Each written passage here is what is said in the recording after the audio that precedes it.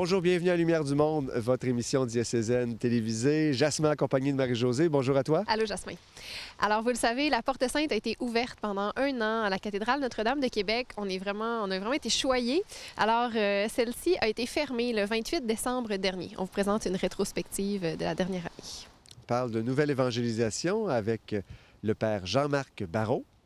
Et on le sait, la vie consacrée, c'est pas un état de vie qui est nouveau au sein de l'Église, mais il y a une réflexion qui s'est tenue sur le thème de la vie consacrée à l'Université Laval récemment.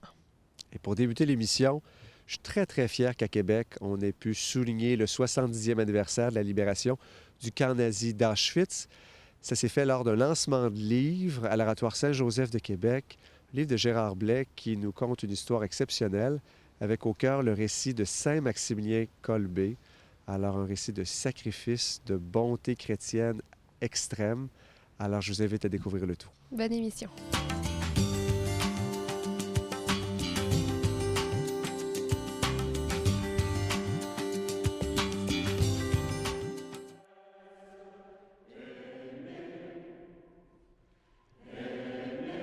Le 23 janvier dernier, à l'Oratoire Saint-Joseph de Québec, a été souligné le 70e anniversaire de la libération du camp nazi d'Auschwitz lors du lancement du livre de l'abbé Gérard Blais.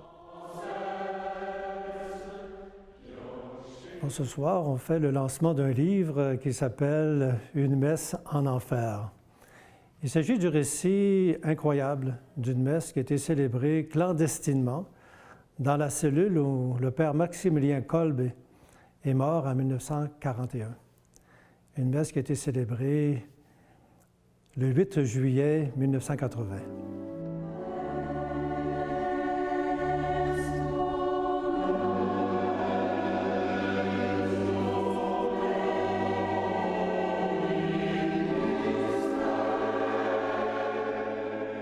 Évidemment, quand je sors ce livre-là, c'est pourquoi? Il y a comme deux raisons. La première raison, c'est pour honorer Maximilien Kolbe, qui a donné sa vie pour sauver celle d'un autre. Et j'aimerais présenter Maximilien Kolbe comme l'anti-kamikaze. Aujourd'hui, on a beaucoup de gens qui donnent leur vie, mais en tuant les autres. Ce pas des martyrs, ça, c'est des faux martyrs. Le vrai martyr donne sa vie pour sauver la vie d'un autre. Et c'est ça qui s'est passé avec Maximilien Kolbe. Maximilien Kolbe, c'est un franciscain polonais. Il avait caché des Juifs dans son monastère, les faisant passer pour des moines. Mais il a été trahi, Maximilien Kolbe, pour avoir caché des Juifs, et c'est pour ça qu'il a été mis en prison. Et alors, quand il était à Auschwitz, comme tout prisonnier cherche à s'évader, il y en a un qui a réussi. Et dans la baraque où il était, il y en a un qui a réussi à s'évader. Mais l'officier nazi était absolument furieux de cette évasion parce qu'il avait peur que ce prisonnier-là rapporte ce qui se passait réellement dans le camp. Furieux, il a condamné à mort 10 personnes qui étaient dans la même baraque. Toujours est-il qu'il y en a un qui, quand il a entendu son nom, il a comme s'est écrié en pleurant « Mais ma femme et mes enfants », parce qu'il savait que c'était final. Il n'y avait plus aucune chance de survie. Et c'est alors qu'il s'est avancé, Maximilien Kolbe, il a dit à l'officier « Est-ce que je peux prendre sa place ?»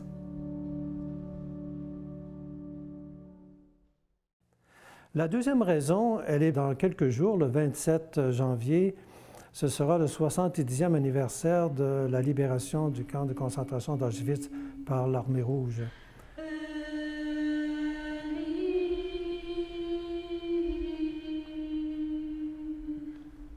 Qu'est-ce qui s'est passé à Auschwitz d'une façon générale? Eh bien, c'est que ça a été un camp de mort.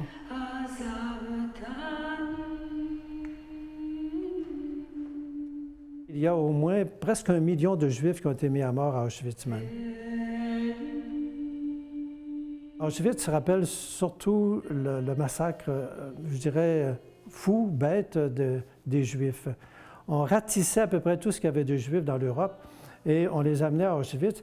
Et l'image qui est la plus fameuse pour récapituler Auschwitz, c'est cette voie ferrée qui arrive à l'intérieur d'Auschwitz et qui finit là.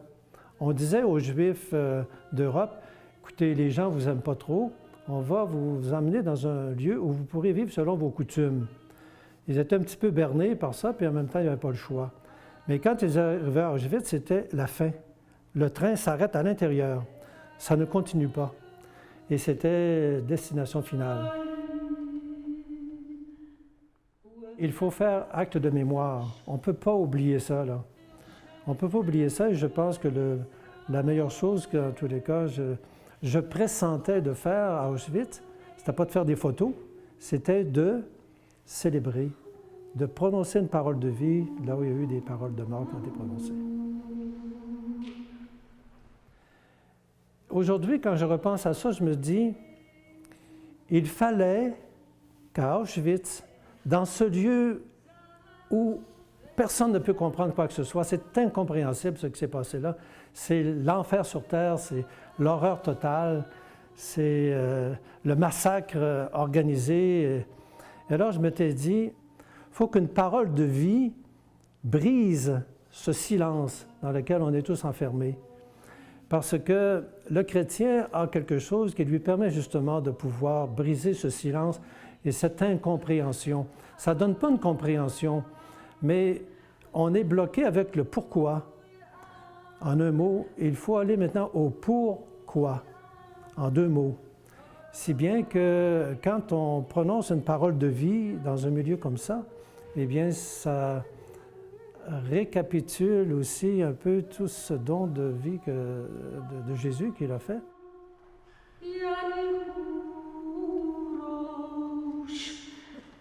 Et en même temps, comme c'est l'année de la vie consacrée, eh bien, ça nous permet de pouvoir aussi se placer sous les yeux un bel exemple. Le pape François nous recommande justement dans cette année de mettre en valeur certains visages marquants dans l'histoire. Et Maximilien Kolbe en est certainement un.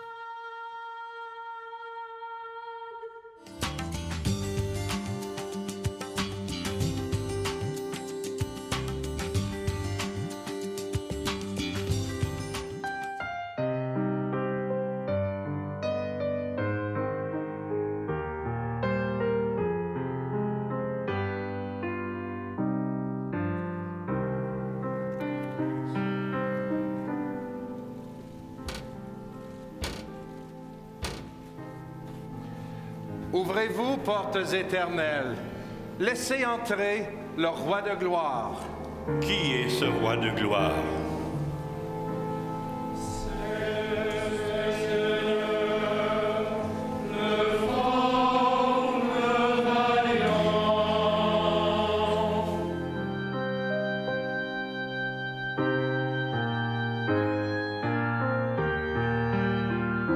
On a choisi cette date-là spontanément du moment qu'on a pensé à fixer une date d'ouverture et de fermeture.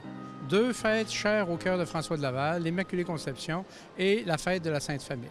Fête particulièrement chère au cœur de François de Laval, qu'il arrivait dans un pays où les familles étaient dispersées sur un immense territoire. Alors aujourd'hui, la fête de la Sainte Famille souligne encore davantage le rôle de la famille comme première cellule de l'apprentissage de la vie, et donc aussi de la foi, de l'espérance et de la charité. Il y a un sentiment d'accomplissement naturellement là, qui nous habite là, parce qu'on est entouré d'un peuple et puis en même temps c'est une fête d'église.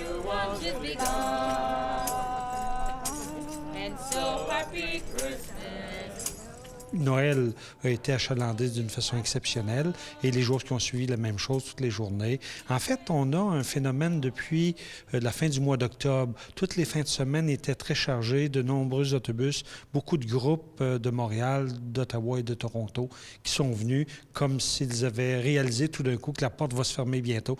Nous venons de Toronto, nous avons vu cette expérience et nous pensons que c'est tellement beau de passer ces ports. Il est tellement petit, mais quand tu passes, tu peux toucher la main de Jésus et il est une expérience que tu ne peux pas oublier. Le sacrement de réconciliation signifie être enveloppé de cette étreinte de la miséricorde infinie du Père. C'est le pape François qui nous a dit cela en février dernier. Le sacrement du pardon a été remis en valeur d'une façon exceptionnelle. On manquait de prêtres pour accueillir au confessionnal des gens qui faisaient des années qui avaient eu contact avec cette réalité-là sacramentelle. Donc ça, c'est très positif. Et dans les pèlerinages qu'on a créés, on avait l'intention de la nouvelle évangélisation inspirée de notre archevêque. Et sans le savoir, on a créé une approche de pèlerinage différente avec toujours un partage de la parole de Dieu. C'est peut-être la première approche pour des gens qui sont un peu loin de leur pratique religieuse, d'entendre une bonne nouvelle du Seigneur. Puis aussi à travers la dynamique de groupe qui se faisait dans les pèlerinages, ça permettait de se mettre positivement ensemble dans une démarche. Alors tout ça ensemble, je pense que c'est un renouveau pour l'Église, c'est intéressant, ça annonce une belle perspective pour la nouvelle évangélisation. Le 8 décembre 2013, j'avais l'honneur et le bonheur de bénir et d'ouvrir la Porte Sainte. Des centaines de milliers de personnes y sont passées. Dieu seul sait tout ce que ces passages ont permis de vivre.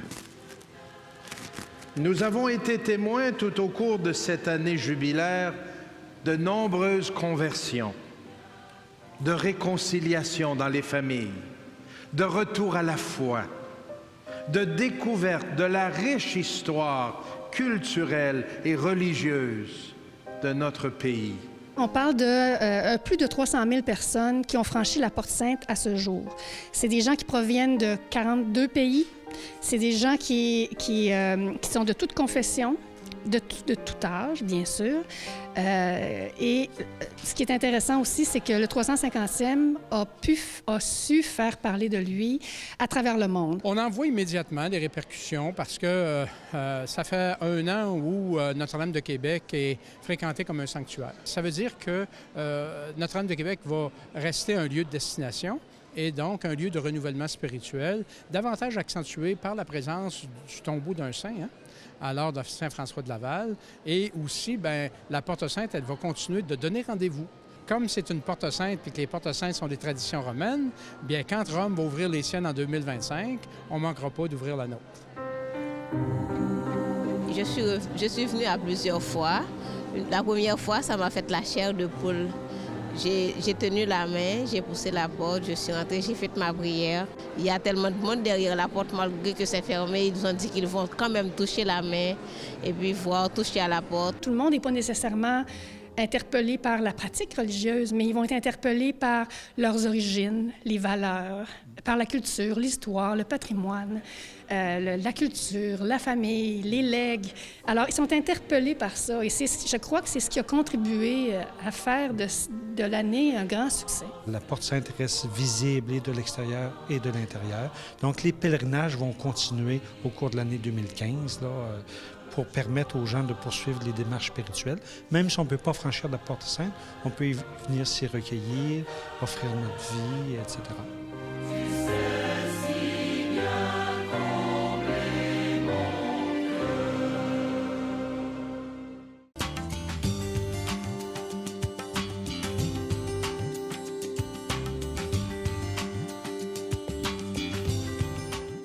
Bonjour. Aujourd'hui, nous accueillons le père Jean-Marc Barrault, théologien, qui vient de publier un livre intitulé « Jean-Paul II, le saint de la nouvelle évangélisation ». Père Barrault, bonjour. Bonjour et merci de m'accueillir. Je vous remercie. Alors, vous pouvez nous montrer rapidement la couverture de ce livre que vous venez de publier. Voilà. Ce livre publié à Salvatore, mais distribué en Amérique du Nord par Mediapol, en fait. Absolument, qui tiennent entre autres ici une librairie à Québec. Qu'est-ce qui vous a donné l'idée de ce livre? Alors en fait, j'étais engagé en pastoral au nord de Montréal, au diocèse de Saint-Jérôme, et j'ai lancé une méthode d'évangélisation. Et après avoir expérimenté cette méthode durant plus de 3 ans, en fait, j'ai senti le besoin de prendre un peu de recul et de réfléchir sur le contenu pastoral de ce qu'est la nouvelle évangélisation. Il y a beaucoup de méthodes aujourd'hui qui se revendiquent de la nouvelle évangélisation, mais c'est bien beau de se revendiquer d'un mouvement. Faut-il encore voir ce qu'il y a à l'intérieur? Donc j'ai voulu vérifier. J'en ai fait un sujet de maîtrise et ensuite mon sujet de doctorat en fait. Et la raison pour laquelle je suis allé chez Jean-Paul II pour voir ce qu'était la nouvelle évangélisation, c'est que c'est le pasteur qui, à ce jour, a le plus utilisé le terme, plus de 300 fois dans des textes officiels. Donc en fait, je suis allé dans ces textes voir ce que pour lui, sur le plan pastoral, voulait dire ce qu'est la nouvelle évangélisation. Voilà. D'où l'idée de la thèse, donc, et du livre qui a suivi. Et la nouvelle évangélisation, vous la définiriez comment? Voilà, alors c'est une grande question. Une grande question. Il me semble, en tout cas, que pour Jean-Paul II, c'est vraiment ce qu'on appelle, c'est un gros mot, mais c'est simple à comprendre, c'est une orthopraxie. Une orthopraxie, c'est-à-dire une application. Une application pastorale de quoi? Du Concile Vatican II. Vous vous rappelez que pour Jean-Paul II, le Concile est central et qu'il a, me semble-t-il, développé son anthropologie pour comprendre le Concile et surtout pour l'appliquer. Et la nouvelle évangélisation, essentiellement, est cette prétention, parce que ce n'est pas si facile que cela, d'appliquer le contenu pastoral du Concile Vatican II. Alors, ceci dit, le livre, il est structuré en fait en 4 parties. Ces 4 parties sont indissociables et ensemble définissent, je pense, ce qu'est l'archétype théologique et pastoral de la nouvelle évangélisation.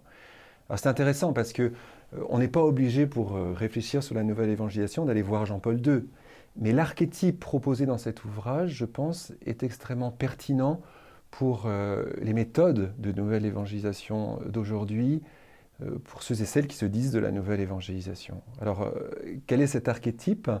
Le premier chapitre, qui correspond donc au premier point de cet archétype, c'est Evangelii Nuntiandi, du pape Paul VI. Voilà.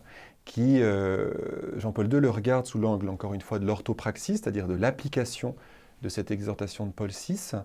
Mais il me semble, et le pape François le fait lui-même, qu'on ne peut pas se prétendre de la nouvelle évangélisation sans intégrer et digérer cette exhortation de Paul VI qui est d'une grande actualité. Le deuxième point de cet archétype de la nouvelle évangélisation, c'est l'anthropologie que Jean-Paul II a voulu développer. Mais encore une fois, on peut réfléchir sur une anthropologie qui n'est pas issue, qui n'est pas de cette filiation de Karol Wojtyla. Mais la nouvelle évangélisation doit rejoindre l'homme, elle doit rejoindre la femme, doit rejoindre chaque personne. Et donc nécessairement, elle doit intégrer certains concepts anthropologiques. La troisième partie, donc le troisième point de l'archétype, c'est le Concile Vatican II. Et enfin, le dernier point, c'est cette intégration dans la personne qui est chaque baptisé de cette exigence de la nouvelle évangélisation. D'où le titre de cet ouvrage, Jean-Paul II, le saint de la nouvelle évangélisation, c'est-à-dire celui qui a essayé d'intégrer dans sa vie l'exigence de la nouvelle évangélisation. Voilà en quelques mots le résumé du livre. Oui. Et je crois que Jean-Paul II nous dit que l'évangélisation doit être faite avec des méthodes nouvelles et dans un esprit nouveau aussi. Est-ce que je me trompe? Alors, méthode nouvelle, esprit nouveau. Vous dites. Alors, méthode nouvelle, vous vous rappelez dans Novo Millennio Uniante, au chapitre 3, il n'est pas en opposition aux méthodes nouvelles, mais il relativise un peu en disant que l'essentiel est vraiment de repartir de la personne du Christ. C'est voilà ce qu'il dit dans cette exhortation.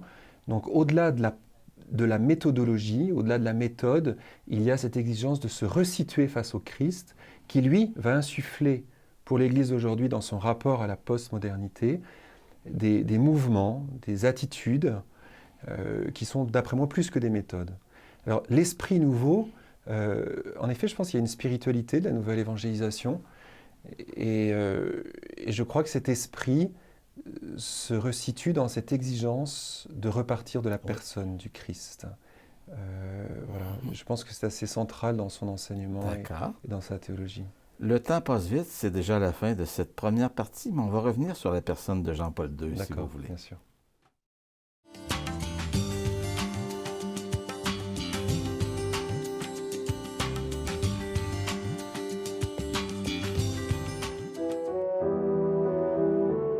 le 4 octobre dernier s'est déroulée la journée « Ensemble, risquons l'avenir ». Organisée par le Conseil des laïcs engagés dans une famille spirituelle, en collaboration avec la Conférence religieuse canadienne, la journée a permis aux 130 participants réunis au campus Notre-Dame-de-Foix de réfléchir aux relations entre les personnes consacrées et les laïcs engagés, ainsi qu'à l'avenir de leurs familles spirituelles respectives. Le cardinal Lacroix était d'ailleurs président d'honneur de la rencontre. Votre thème m'apparaît fort intéressant. Ensemble, risquons l'avenir. D'abord, je tiens à vous dire combien je suis heureux de voir que de plus en plus de familles spirituelles s'ouvrent pour partager leur spiritualité et leur mission avec des personnes laïques. Ensemble.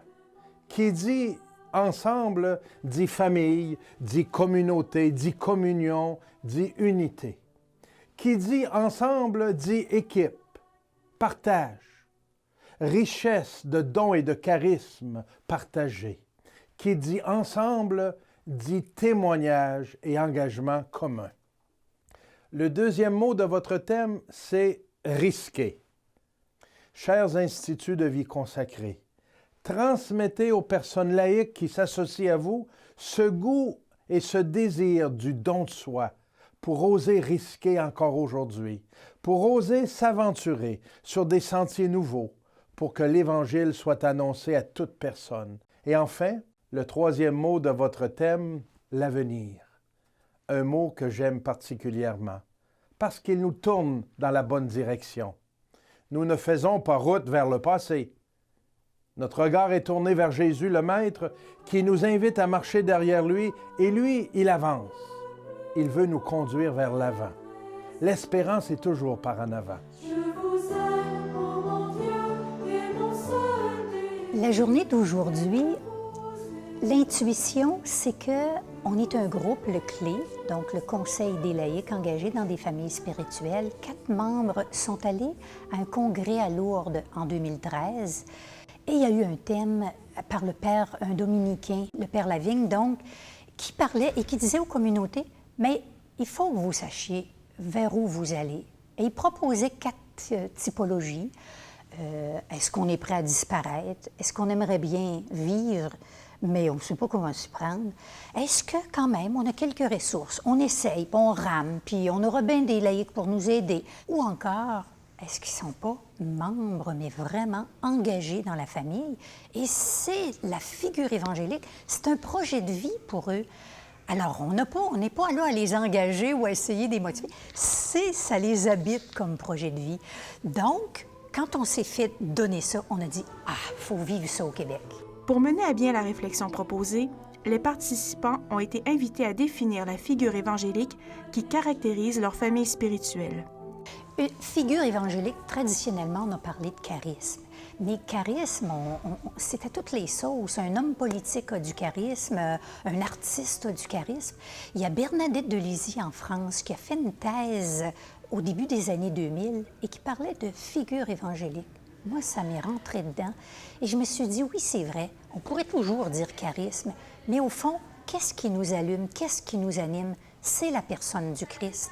Et quelle figure m'interpelle plus? Bien, on s'aperçoit que chaque congrégation, chaque institut a été fondé à partir d'une... C'est l'Esprit Saint qui mettait dans le cœur du fondateur ou de la fondatrice une figure particulière du Christ ou de la Vierge. D'abord, le premier point, moi, qui m'a accroché quand j'ai eu l'invitation, c'est le thème. Ensemble, risquons l'avenir. Parce que quand j'entends ça, ça veut dire on croit encore à l'avenir de la vie consacrée, au partage des diverses congrégations religieuses. Puis je trouve que pour nous aussi, actuellement, on investit beaucoup avec les laïcs. Puis c'est une rencontre de collaboration laïque, religieuse, et je trouve que c'est un chemin d'avenir. Afin de réfléchir ensemble. On est associé à cette communauté parce qu'on vit la providence de notre charisme, de nos fondateurs et nos fondatrices, parce qu'on avait le père Brousseau et mère Virginie Fournier qui ont enseigné la pauvreté, la compassion et l'amour de Dieu. Finalement, c'est révéler la présence amoureuse et compatissante de Dieu dans notre vie quotidienne, à travers les gens qu'on rencontre, puis d'une manière plus spéciale auprès des plus démunis. Ça se résume à ça. Au terme de la journée de réflexion, les participants sont repartis mieux outillés pour définir leur figure évangélique et élaborer un plan d'action afin qu'ensemble, consacrés et laïcs, risquent l'avenir.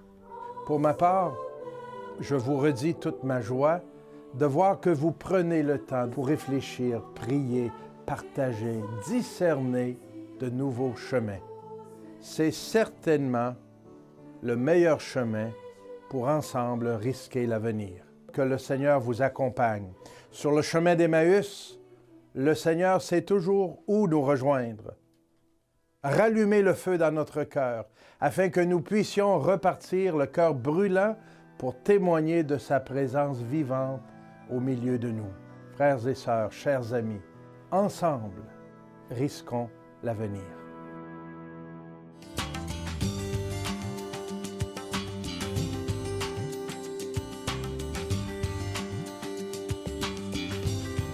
Alors, en ce temps de carême de l'année de la vie consacrée, je nous invite bien sûr à porter tout particulièrement nos frères et sœurs qui ont fait ce choix de vie alors qu'on se prépare à la fête de Pâques. On parlera la semaine prochaine justement de ce temps de carême et de la semaine sainte qui s'en vient. Et également, on parlera de la Maison Cathéry, dont la mission se poursuit d'accueillir des jeunes filles du secondaire en un lieu de vie, de fraternité, de prière, de formation. Et aussi, la semaine prochaine à l'émission, on parle de la célébration dominicale de la parole. Alors, c'est un rendez-vous. On se dit à bientôt.